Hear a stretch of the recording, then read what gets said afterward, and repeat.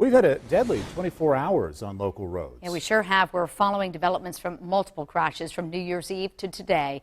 Let's start in Stevens County, Georgia, where a person was killed after a truck plunged off a bridge and into Lake Hartwell in Georgia. Moments ago, rescue crews pulled the truck from the lake after being on the scene for more than 12 hours. 7 News reporter Nicole Ford has been following the story all day, and she has the latest.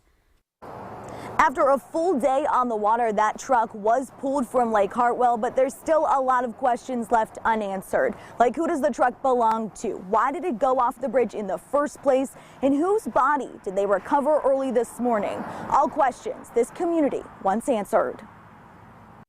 As fog mixes with the first signs of daylight on Lake Hartwell, crowds begin to gather around the broken bridges. I had a phone call about 1 o'clock from my son. News spreads quickly in this small community that sits on the state line. You're supposed to be able to walk onto it but not drive. A bridge that's not quite whole, quickly becoming a crime scene late New Year's Eve. So a pickup truck went through the barriers at the old Highway 123 bridge and went off to the other end and went through the fencing and then plunged into Lake Hartwell. Witnesses on the South Carolina side say the truck was not driving recklessly, but you could tell the driver did not plan to stop. Once the truck hit the water, all they heard was splashing. Nobody saw the person, and then you heard nothing.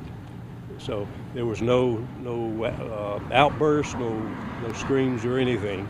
Hours later, a body was found floating down from the bridge. But now just a red ball marks the spot where the truck sits 35 feet below the water.